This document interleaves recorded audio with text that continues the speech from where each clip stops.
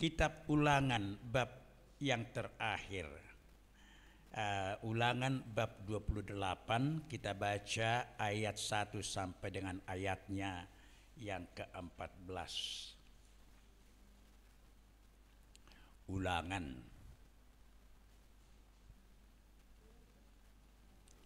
Ya, kita mulai membaca ayat 1 sampai dengan ayatnya yang ke-14. Saya mulai membaca ayat pertama, ibu-ibu semuanya membaca ayat yang kedua. Demikian sampai dengan ayatnya yang ke-14. Oke.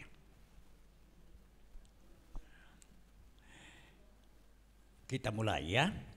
Jika engkau baik-baik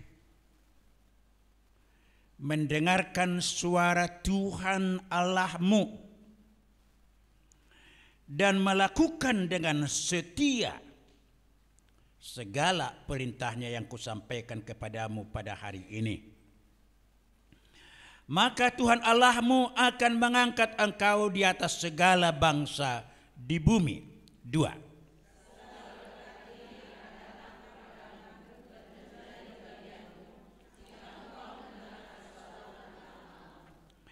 Diberkatilah engkau di kota, dan diberkatilah engkau di ladang.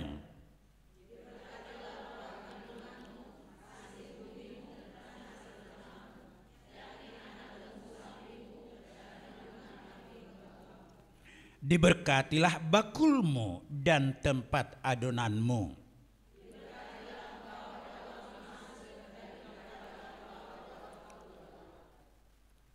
Tuhan akan membiarkan musuhmu yang maju berperang melawan engkau terpukul kalah olehmu. Bersatu jalan mereka akan menyerangi engkau, tetapi bertujuh jalan mereka akan lari dari depanmu.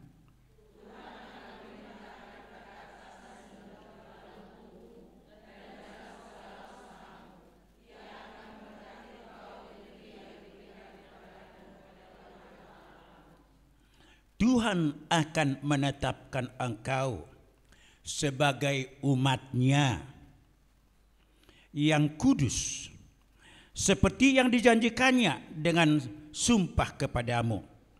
Jika engkau berpegang pada perintah Tuhan Allahmu dan hidup menurut jalan yang ditunjukkannya. 10.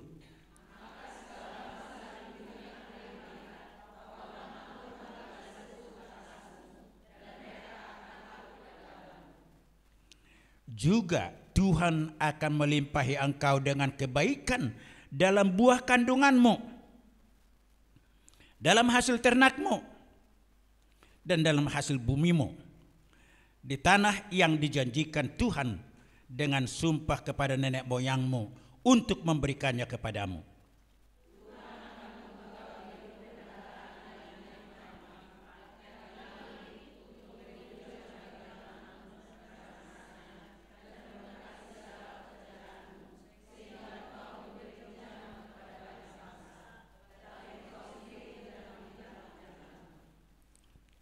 Tuhan akan mengangkat engkau menjadi kepala dan bukan menjadi ekor. Engkau akan tetap naik dan bukan turun apabila engkau mendengarkan perintah Tuhan Allahmu yang kusampaikan pada hari ini, kau lakukan dengan setia. 14.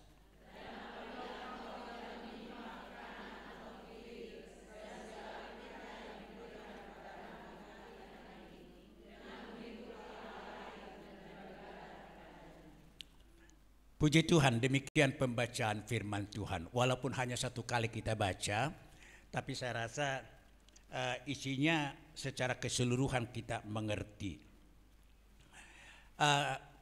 Kitab Ulangan, namanya ulang.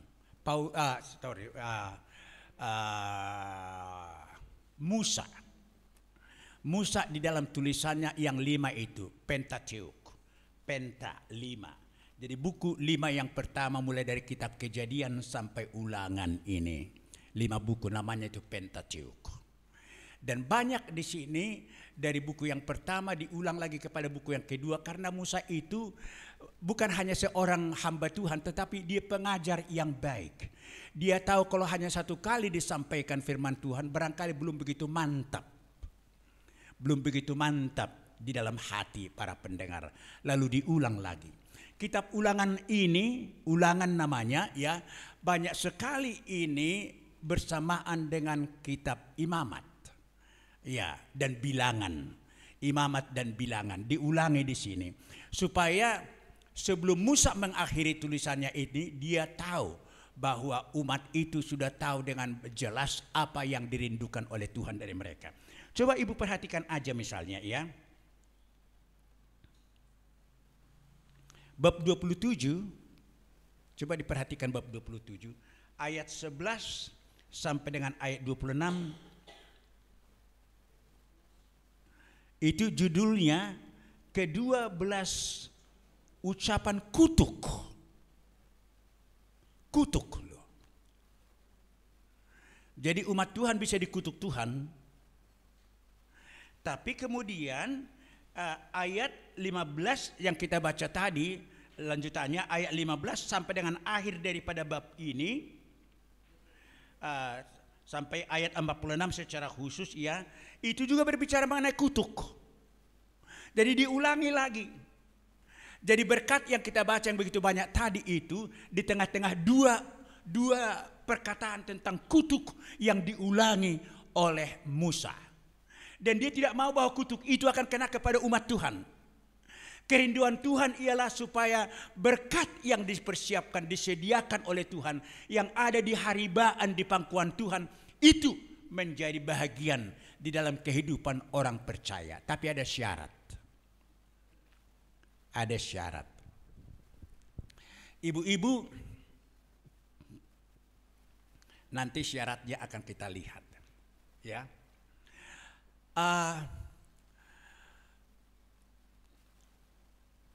Kalau kita berbicara tentang persekutuan kita ini, ya kita katakan ini kebaktian Ibu Maria, ya kan? Kebaktian itu service kalau di dalam bahasa Inggris. Ya, Christian service. Jadi kebaktian Kristiani yang kita lakukan ini. Jadi per tahun, kalau itu memang kebaktian di gereja, itu semua namanya service, Christian service.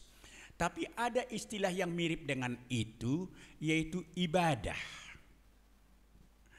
Tidak semua kebaktian adalah ibadah. Bisa mengerti sekarang? Ya. Tidak semua orang yang datang ke gereja mengikuti kebaktian memang beribadah. Banyak di antara mereka yang pikirannya tak kemana-mana, kepada dagangnya, padahal sedang nyanyikan, ya. Dia menyanyikan bahwa Tuhan yang punya emas, Tuhan punya perak. Tapi dagangku tarik kemarin itu rugi. Tuhan mengatakan Tuhan punya emas, Tuhan punya perak. Itu yang dalam pikirannya. Iya. Jadi banyak orang yang datang dalam kebaktian, tapi pulang dari kebaktian tetap beban yang ada di dalam hati dan pikirannya itu yang lebih melekat di dalam dia. Tapi kalau ibadah berbeda. Ibadah itu berbicara tentang kualitas kebaktian yang dilakukan oleh para peserta kebaktian itu. Ya, itu ibadah. Tapi itu pun ibadah itu kualitasnya ada dua bahagian. Maaf kalau saya pakai bahasa yang di dalam bahasa Indonesia itu memang dua-dua diterjemahkan dengan ibadah. Yang pertama itu kalau bahasa Inggris dikatakan propitiation. Propitiation. Ya. Yang kedua expiation. Jadi hampir mirip ya kan? Ada pro. Ada X keluar. Pro masuk, X keluar. Iya. Apa yang dimaksud dengan kedua istilah itu? Kalau kita mengingat Kain dan Habil beribadah kepada Tuhan, memberikan persembahan ya kepada Tuhan kan? Lalu satu orang itu melakukan ibadah itu dalam bentuk propitiation, yaitu Habil. Kain melakukannya dengan expiation. Mengapa Tuhan marah dan menegur si Kain? Mengapa? Ada di antara ibu yang ingat? Mengapa mukamu muram? Mengapa hatimu berduka, katanya? Kenapa demikian? Kenapa? Karena ada yang dilihatnya memberikan ibadah, satu lagi kan? Adiknya. Mengapa demikian? Oh, karena persembahan Habil itu lurus pergi kepada Tuhan. Ya, sedang sementara Kain tidak. Ya, bagaimana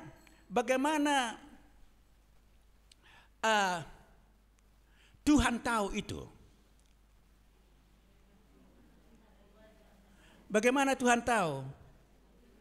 Padahal Habil tidak ada menegur abangnya, mengatakan, kok mukamu murum bang? Kok murung mukamu? Karena Tuhan tahu hati manusia. Apa yang melandasi hati seseorang datang kepada Tuhan, memberi atau beribadah kepada Tuhan. Kelihatannya memang Adam mengajari anak-anaknya, walaupun mereka sudah berdosa, untuk beribadah kepada Allah. Dan anak-anak ini sudah melihat Adam juga melakukan ibadah itu, memberikan kurban kepada Allah. Jadi setelah mereka dewasa, tidak dikatakan dalam firman Tuhan bahwa mereka sudah menikah. Tapi biasanya yang memberikan kurban itu ialah laki-laki yang sudah menikah. Jadi atas nama keluarganya itu. Jadi berarti Kain dan Habil sudah dua-dua menikah. Kain memberikan persembahan dari hasil pertanian, karena dia seorang petani, ya. Dan Habil memberikan dari hasil ternaknya, Sebenarnya bagi Tuhan tidak menjadi masalah apa yang dipersembahkan, apakah hasil ternak, apakah hasil pertanian. Tetapi yang diperhatikan oleh Tuhan ialah apa yang melandasi, apa yang menjadi alasan dari orang itu memberikan persembahan itu kepada Tuhan. Apakah hati orang itu benar-benar mau menyembah Tuhan, mensyukuri Tuhan, atau hanya sekedar memberikan kurban persembahan? Jadi Tuhan tahu hati Kain. Jadi waktu Kain melihat bahwa asap persembahan dari Habil itu lurus naik ke atas, berarti dia kurbannya diterima oleh Tuhan. Jadi dia mukanya muram, jadi cemburu dia kepada adiknya. Bahkan menjadi benci, berusaha untuk merencanakan untuk membunuh Habil. Ya. Padahal siapa yang salah rupanya? Habil memang benar-benar memilih dari hasil ternaknya itu anak domba. Dan juga membakar lemak-lemaknya itu semua di hadapan Tuhan. Sementara Kain tidak demikian. Iya. Jadi Kain, ya karena orang tuaku mengajari kami beribadah, ya beribadahlah. Memberikan korban, ya memberikan korbanlah. Dia tidak pilih dengan sungguh-sungguh, dengan sepenuh hati hasil pertanian yang akan dipersembahkan kepada Tuhan. Biasanya kan hasil pertanian pun ialah hasil pertama dari pertanian itu. Misalnya kalau pohon anggur, hasil pertama dari pohon anggur itu yang dipersembahkan. Tapi Kain tidak demikian. Tapi kalau Habil memang benar-benar memilih persembahan, karena dia tahu dia sedang beribadah kepada Allah pencipta dia, yang mencintai dia. Ya. Jadi kualitas cinta kasih daripada Habil dan Kain itu berbeda. Kain hanya sekedar memberikan persembahan, sementara Habil memang memberikan persembahan dengan sepenuh hatinya. Itu sebabnya dia memilih persembahan itu. Bukan soal jumlah. Ibu-ibu nanti ya kalau memberi persembahan, ya jadi bagaimana ya? Tapi apakah ibu memilih uang yang terkecil? Mengapa ibu memilih uang yang terkecil? Hati kita itu yang dilihat oleh Tuhan. Hati kita itu. Ibu yang punya hanya 2 peser, hanya itu duitnya dipersembahkan kepada Tuhan. Dan Yesus melihat persembahan itu, Yesus memuji dia. Dan mengatakan kepada murid-muridnya bahwa yang diberikan ibu janda ini jauh lebih besar daripada yang diberikan oleh orang-orang kaya itu. Padahal dari nilai nominalnya hanya 2 peser, yang diberikan oleh sana mungkin 100.000 peser. Jadi itu soal hati. Soal hati. Beribadah kepada Tuhan yang paling penting ialah soal hati. Jadi kalau propitiation, karena orang mengenal cinta kasih Allah, lalu dia tidak main-main beribadah kepada Allah. Dia dengan sepenuh hati datang kepada Tuhan dan mau melakukan sesuatu kepada Tuhan karena dia tahu Tuhan itu begitu mencintai dia. Segala sesuatu datang dari Tuhan. Jadi Tuhan yang lebih dulu memberi kepada dia. Jadi dari Tuhan diterimanya segala sesuatu. Propitiation. Ya, expiation dari saya kepada Tuhan. Jadi seperti mau nyogok.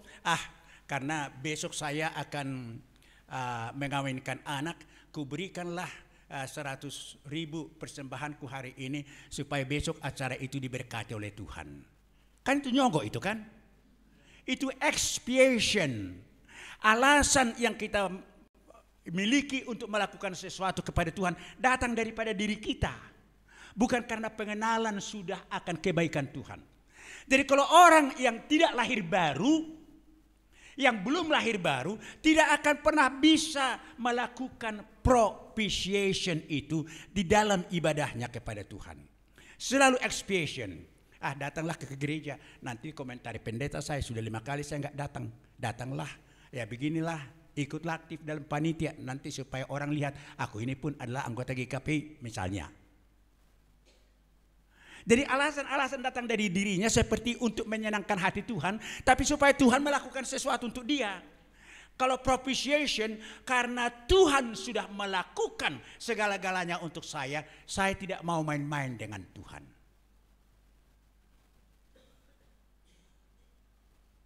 Iya.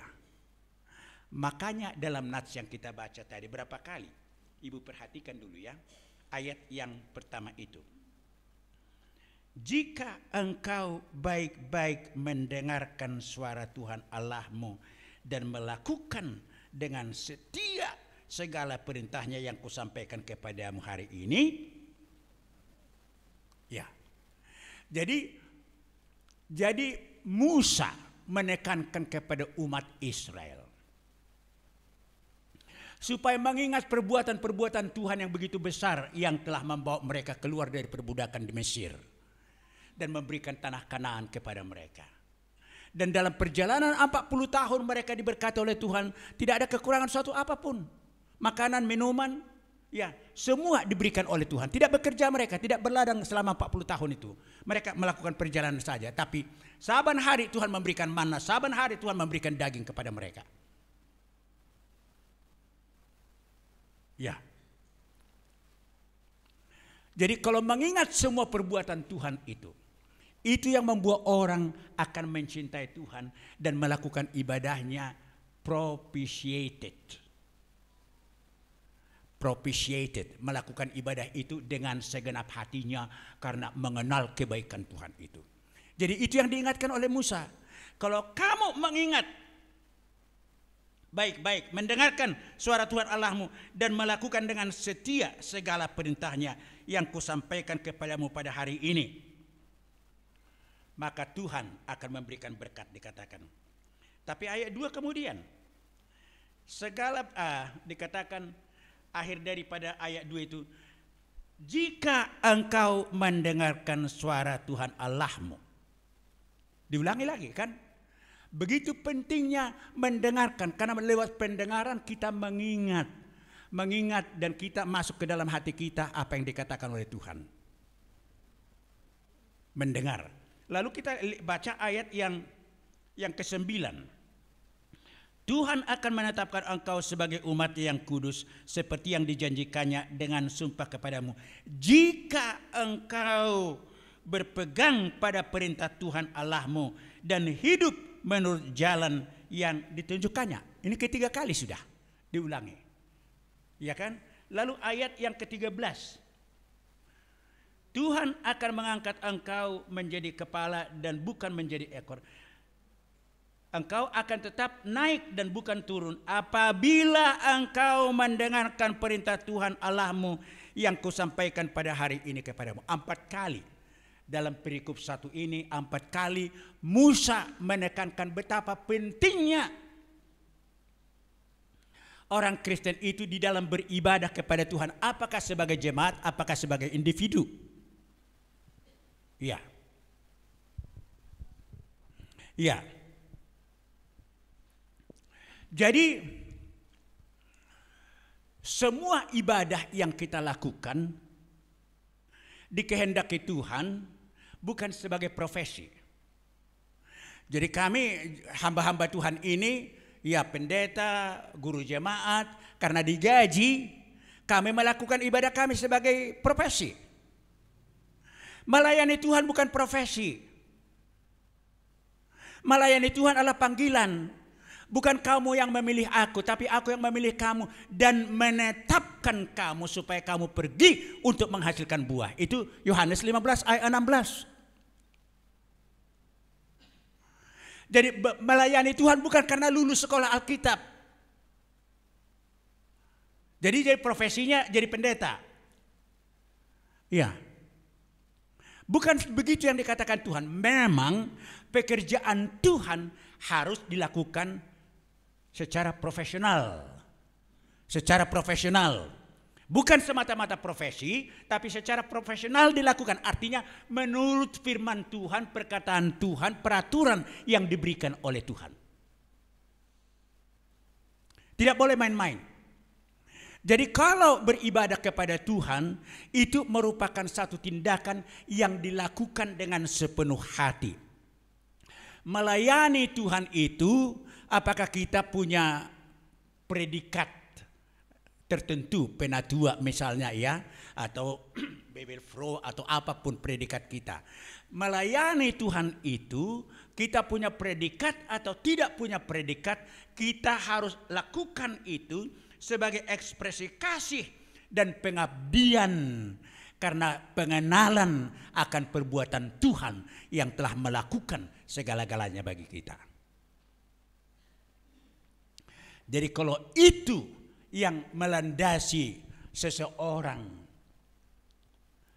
beribadah kepada Tuhan, barulah relevan topik kita ini. Pantang menyerah. Kan itu topik kita kan? Pantang menyerah. Jadi kapan orang rupanya menyerah? Ya kalau datang tantangan, ya kan begitu kan? Tapi kalau datang tantangan, ya kan bukankah Tuhan yang memberangkatkan kita? Ya. Misalnya murid-murid yang 12 itu pada Lukas 9 dan Lukas 11. Lukas 11 murid yang 70 orang. Diberangkatkan Tuhan berdua-dua untuk memberitakan Injil. Kan Tuhan memberikan kuasa dulu kepada mereka.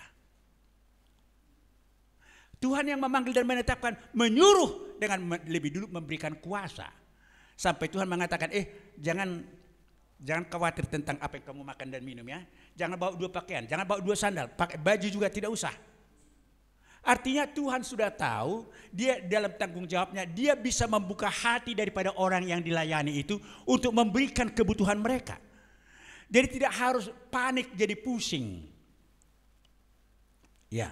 Saya ingat pertama-tama saya membawa beberapa orang mahasiswa ke Tanah Karo dulu, belum menikah.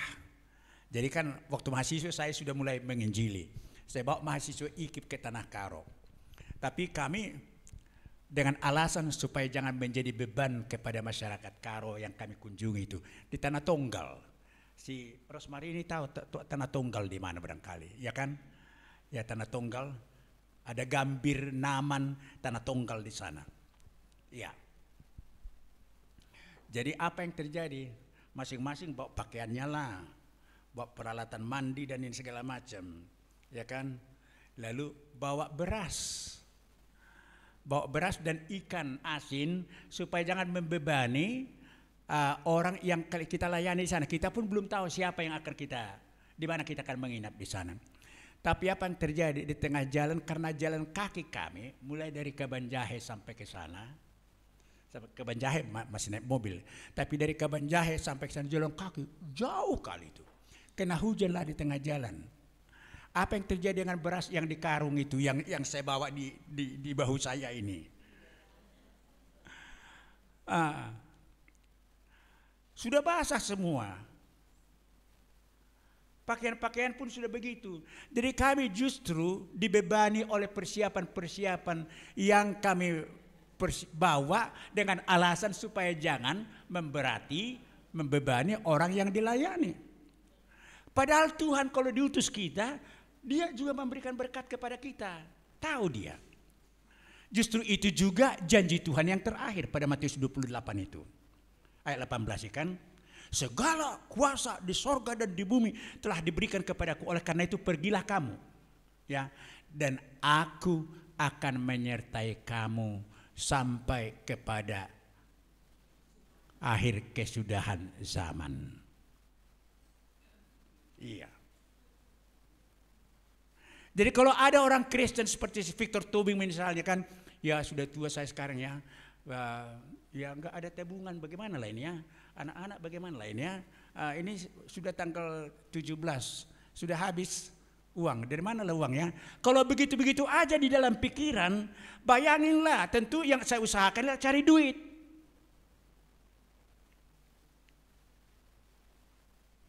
Tapi pernahkah hamba Tuhan yang melakukan pengabdian kepada Tuhan, ibadah kepada Tuhan secara propitiation, bukan expiation?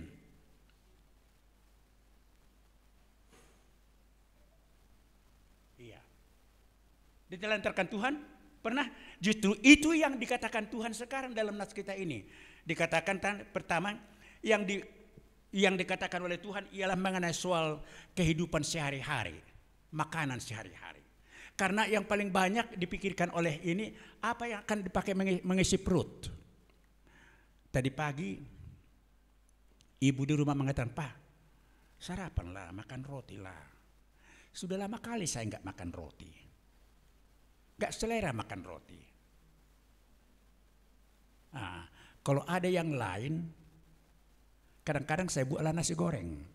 Saya buat sendiri nasi goreng. Ya, jadi karena tidak ada tadi itu akhirnya saya hanya minum ada jus asam. Kami selalu minum jus asam pagi-pagi, asam kasturi itu. Kata dokter bagus itu untuk menetralisir pencernaan. Itulah saya minum dengan telur setengah matang. Itu aja sarapan saya tadi pagi. Jadi sampai sekarang masih kuat kan? Itu aja. Ya, jadi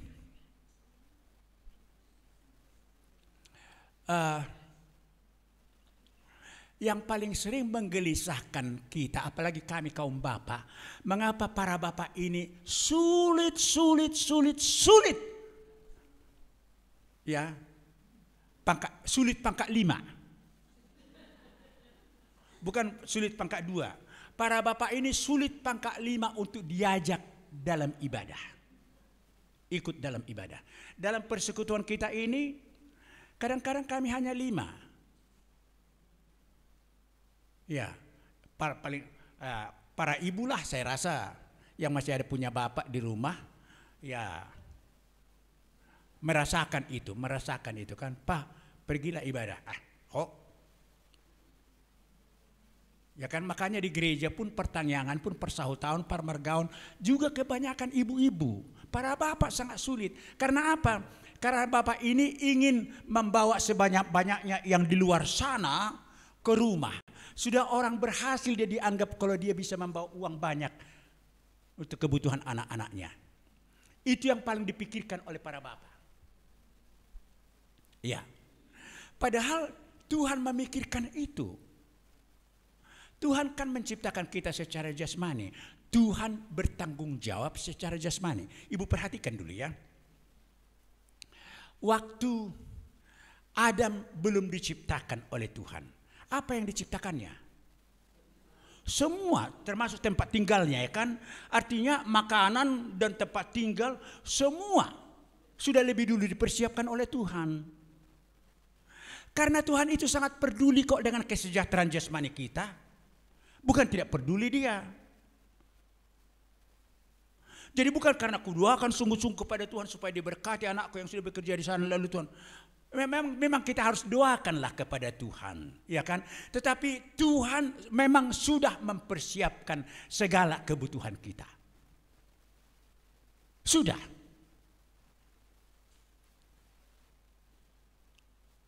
Ya. Pengalaman kami lah sebagai penginjil tidak punya duit, memang benar tidak punya duit. Ya kan? Anak 3 di Bandung sekolah. Pernah saya kirim per bulan belanja mereka? Cukup? Tidak. Kalau 100.000 uangku hari ini ada, 100.000 ku kirim. Minggu depan saya kirim lagi 100.000. Begitu. Tidak pernah per bulan biaya mereka itu misalnya 3 juta, ku kirim 3 juta. Tidak pernah itu. Saya menunggu berkat Tuhan kok. Tapi semua diberikan oleh Tuhan.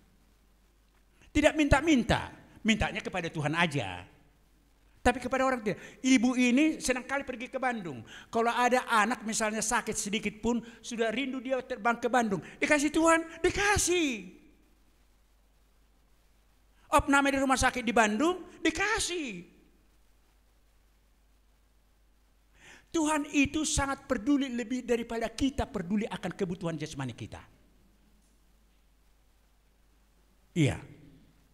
Dan itu sebabnya waktu manusia jatuh ke dalam dosa Adam, tidak diambil Tuhan berkatnya itu mengatakan, memang hanya dikatakan kau akan capek loh, kau akan capek berladang karena onak duri akan keluar dari ladang itu yang tadinya tidak ada yang demikian. Itu aja. Tapi tidak dikatakan Tuhan kau tidak akan makan lagi dari ladang. Enggak. Tidak dicabut Tuhan berkatnya yang sudah dipersiapkan untuk umatnya. Cuma memang kita ini Tuhan tahu kok kebutuhan kita. Dan tidak sama kebutuhan saya dengan kebutuhan ibu-ibu. Ya kalau anak ibu misalnya 15, ya Tuhan memberikan kebutuhan untuk 17 orang, ya kan? 15 anak, bapak dan ibu, 17 kan? Diberikan.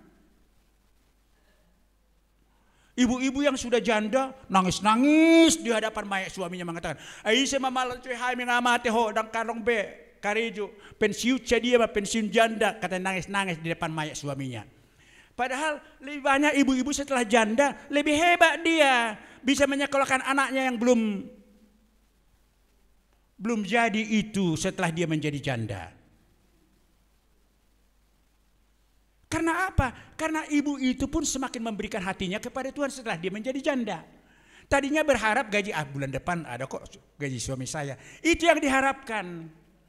Tapi setelah janda nggak diharapkan lagi itu dari Tuhan. Jadi propitiated jadinya. Iya. Tuhan itu sangat peduli dengan kebutuhan jasmani kita.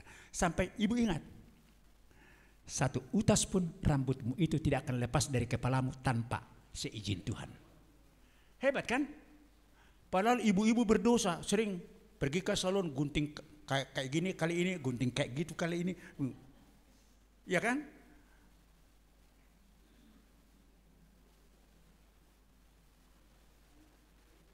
Iya. Seutas rambut pun diperhatikan Tuhan. Apalagilah kita. Kalau kita sudah dibeli, harganya lunas dibayar. Apa Dengan cara apa Tuhan membeli? Dengan darah Tuhan Yesus Kristus kita dibeli. Kalau darah anaknya yang tunggal itu dipakai untuk membeli kita yang tidak bisa ke sorga, tidak akan mungkin ke sorga, menjadi ahli waris kerajaan sorga. Apalagi lah kebutuhan jasmani yang untuk umur 80-90 tahun, nanti inang na itu kan, inokan na tuan 90 tahun lebih. Diberi. Makanya Yesus tidak salah waktu dikatakan mintalah. Sampai sekarang kamu belum pernah meminta dalam nama aku, mintalah. Barang siapa yang mengetok pintu, pintu akan dibukakan. Barang siapa yang mencari akan mendapat. Mintalah. Tapi jelas mintanya itu kepada siapa? Jika engkau mengenal siapa Allahmu dan mengingat semua firman Tuhan yang disampaikan kepadamu.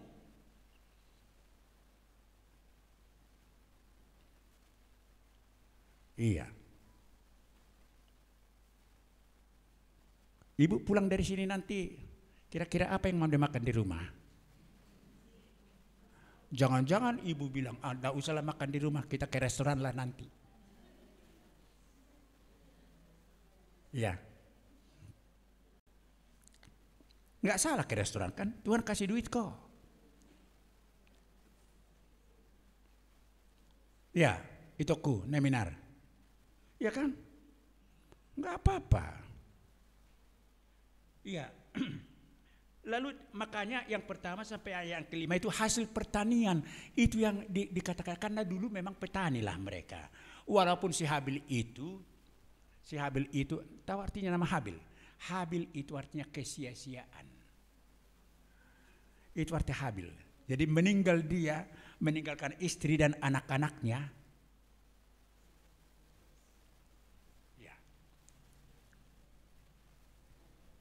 Nah, lalu ayat 6 dan ayat yang ke-7, ya. Sebelum itu ayat 4 sampai dengan ayat yang ke-6 itu berbicara mengenai soal keturunan. Apakah keturunan kita langsung, anak-anak kita dan anak-anak domba-domba kita, ternak kita diberkati Tuhan. Ya. Jadi bukan karena anggurak wajari ho. Jadi mau bosan ngoni. Bukan. Ya, diajari pun kalau bukan pengajaran yang datang dari Tuhan juga anak itu akan nakal juga.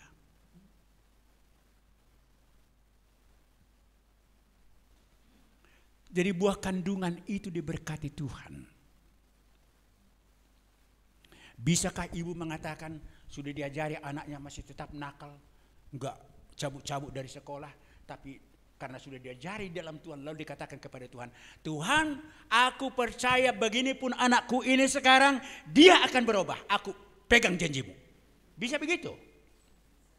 Atau ibu mengatakan, hai biana maho malah sono kau terus tu dia mau hendak kasih baho. Begitu. Tapi orang beriman, anak itu datang dari Tuhan. Kita harusnya mengatakan, begitupun kau sekarang, aku percaya. Percaya kepadamu Tuhan. Kalau aku tidak cukup pintar untuk mengajar anakku itu, tapi kau bisa menjadikan dia. Agustinus 40 tahun nakal dia di hadapan ibunya janda itu. Tapi justru jadi pengkhotbah besar. Bisakah ibu-ibu mengatakan begitu sekarang?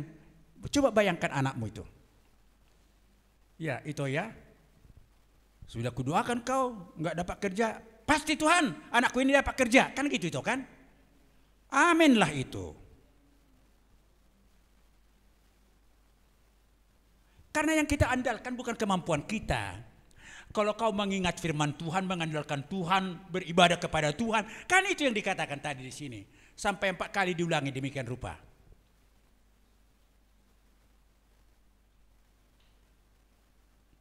Jadi doanya harus dirombak.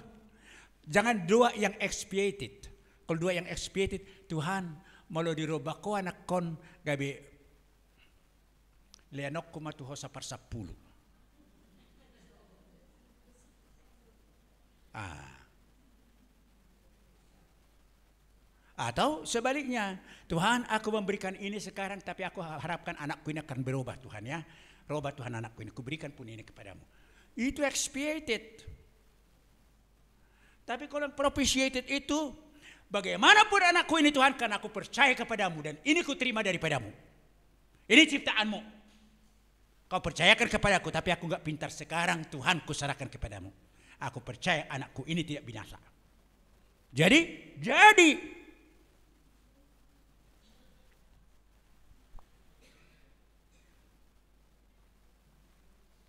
iya. Lalu mengenai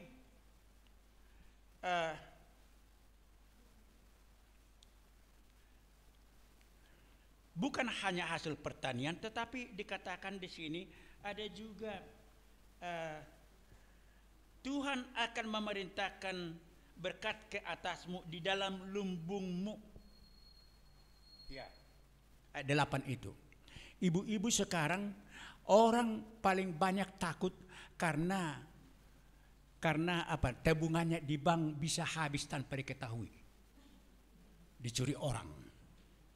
Banyak sekali cara-cara orang jahat sekarang untuk menguras uang orang dari bank. Di Indonesia ini sudah viral itu. Tapi Tuhan mengatakan makanan yang di lumbungmu itu akan tetap ada di sana, tidak akan ada yang mencuri mengambil itu. Di Porsia, sorry lah, ibu-ibu kalau ada berasal dari Porsia Lagu Buti. Waktu kami menginjili ke sana, lalu orang Parmalim mengatakan, "Molomago emesia kau mahala Kristen menama buati." Parmalim enggak. Para Parmalim tidak kenal Yesus.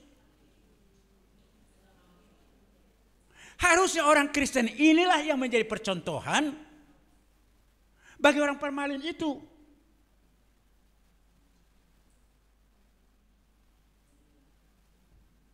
Menyedihkan. Karena apa? Karena ibadah kita sekarang di gereja hanya expiation. Jongjong mahita, rap jongjong, kan?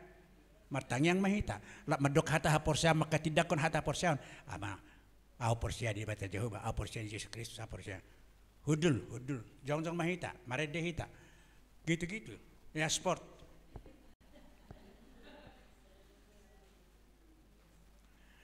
Tidak dirasakan kuasa Roh Kudus ada di dalam ibadah itu. Jangan-jangan ada pendeta mengatakan ayah atau di Purbadia. Aku orang ni ulah boleh hurwa katanya.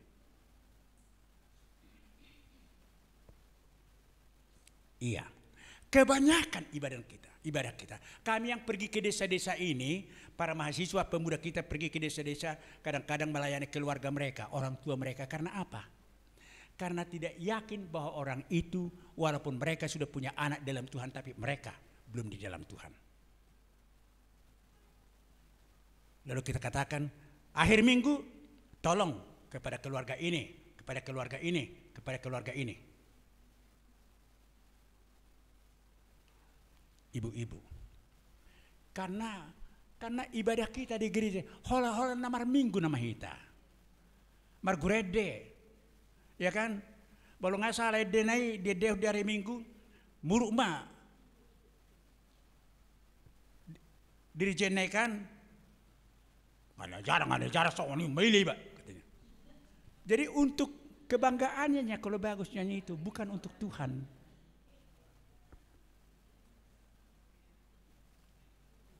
Expiation. Datang Tuhan mengatakan magigi, aku jijik dengan persembahanmu, aku jijik dengan nyanyianmu. Karena engkau tidak memberikan itu dengan segenap hatimu, karena engkau mengenal cinta kasihku kepadamu. Iya. Jadi kalau berapa miliar pun uang ibu di bank sekarang, jangan takut ya diambil orang itu. Biar uang orang diambil oleh pencopet itu, tapi uang ibu safe di sini. Karena di sini dikatakan begitu. Lumbungmu akan tetap penuh.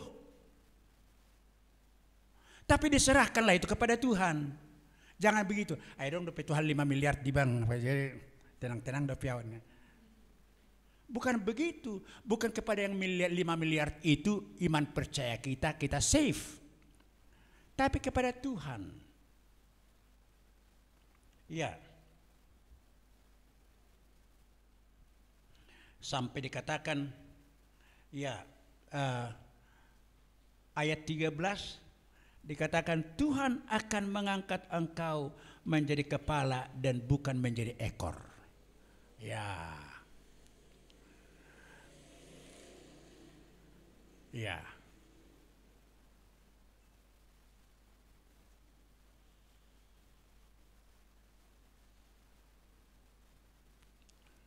Ibu pastilah mengingat nama Susi, Menteri Kelautan kita dulu.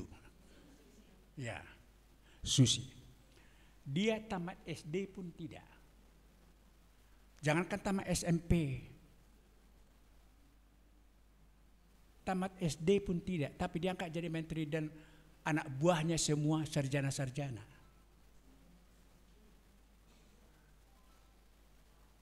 Iya.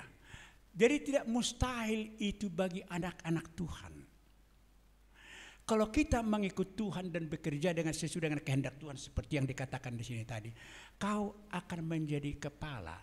Kepala itu artinya pemimpin, tidak harus dia bos di atas, tapi karena dia melebihi dari kemampuan bosnya itu pun bisa bertanya kepada dia. Kan itu yang terjadi kepada Sadrak, Mesak dan Abednego dan Daniel. Mereka orang buangan di Babilonia. Tapi justru mereka yang memegang provinsi ini, dan Perdana Menterinya kemudian ialah Daniel. Dan semua orang-orang pintar orang Babilonia itu semua di bawahnya. Sampai mereka cemburu. Karena apa? Karena mereka mengandalkan Tuhan. Jadi tadok matuak kena kota ya. Ya walaupun kau sekarang masih 2A, enggak apa-apa mang. Masih golongan 2A ya. Tapi kerja dengan bagus. Tunjukkan karyamu. Iya. Tuhan punya cara membuka mata bosnya itu mengatakan, kok ini kok beda ya?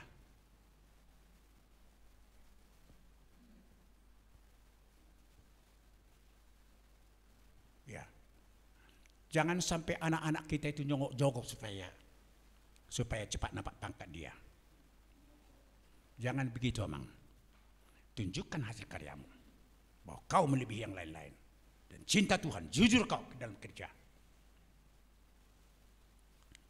Tidak akan menjadi ekor. Ya, jadi kalau keturunan kita itu diberkati Tuhan, bakul kita diberkati Tuhan, lumbung kita diberkati Tuhan. Apa yang kita butuhkan rupanya dalam hidup ini? Lebih daripada itu ada lagi. Iya. Jadi jawaban dalam hidup ini hanya satu. Yesus. Beriman kepada Yesus. Dan untuk bisa menolong kita selalu setia kepada Yesus, ada 3 hal yang diberikan Tuhan. Yang pertama ini, jika engkau mendengar firman-Ku dan mengikut apa yang Kukatakan, ya. Yang kedua apa? Roh Kudus. Kan sudah di sini Roh Kudus, ibu-ibu kan? Sebelum kita melakukan sesuatu, Roh Kudus sudah terus membisiki kita. Jangan takut. Oke, lakukanlah. Naik to doktoral Tuhan. Terus Roh Kudus ngomong.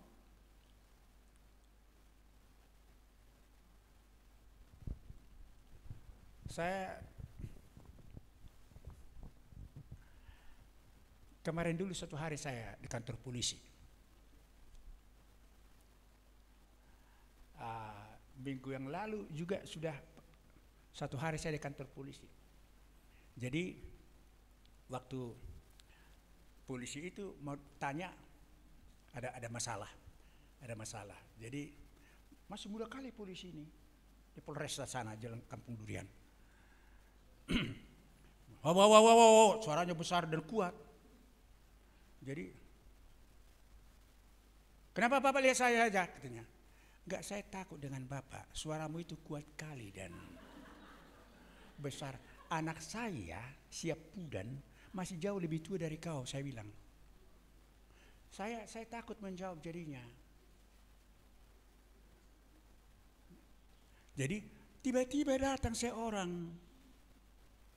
Memang begitu ini Pak, ini katanya. Lalu diambil alih orang itu, dan orang itu tahu siapa? Marga Sianipar. Jadi baguslah interview itu jadinya. Kemarin juga demikian. Saya tidak ikut jadi praise and worship semalam di sini. Padahal saya usahakan saya harus ikut. Jam 7 baru pulang saya dari kantor polisi. Jadi waktu ini tiba-tiba datang seorang yang agak muda, agak kurus-kurus, ke tempat yang menginterview saya ini. I ho tubing na ribu maho. Kata yang orang Batak yang menginterview saya ini, I ho tubing na ribu maho. Jadi aku bilang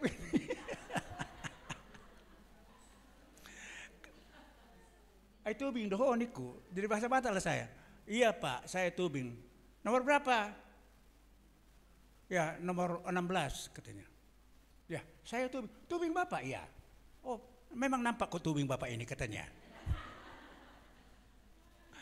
Jadi melawak-lawak lah jadinya. Jadi akhirnya dia bilang, panggil udahlah saya karena memang tubing kami rupanya. Jadi cuma opungnya beda. Panggil udahlah, ya panggil udahlah kau sama saya. Jadi udah begini. Jadi dialah kemudian yang, kalau enggak barangkali jam berapa saya pulang situ.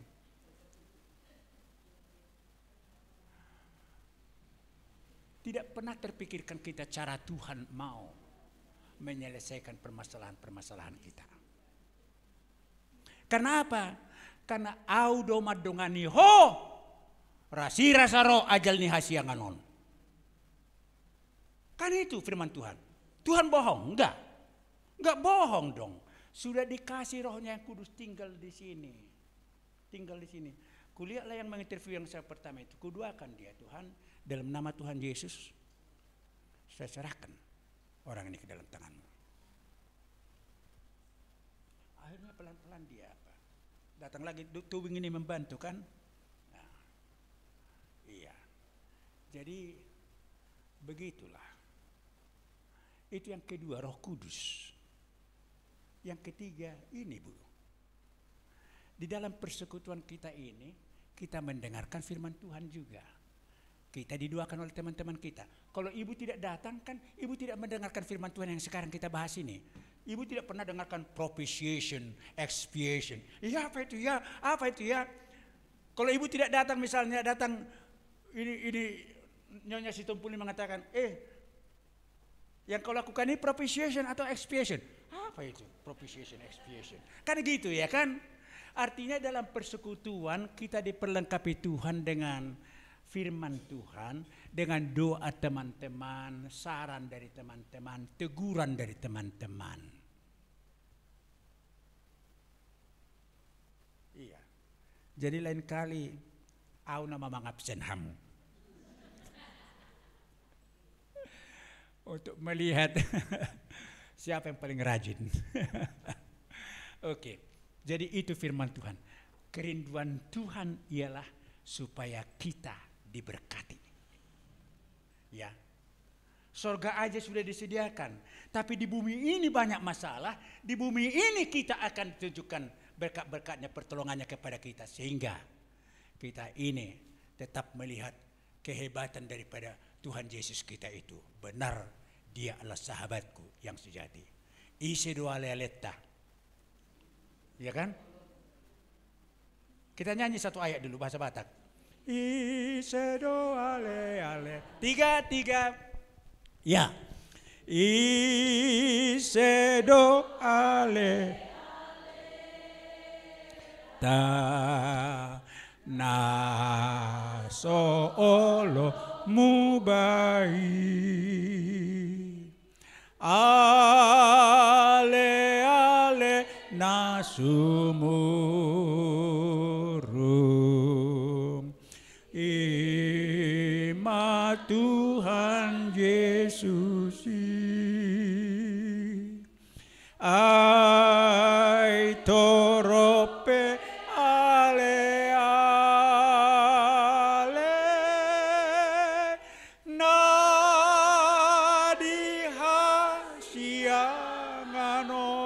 dihasianganon saluhut nai macadi molo mate dagingon. Terima kasih Tuhan.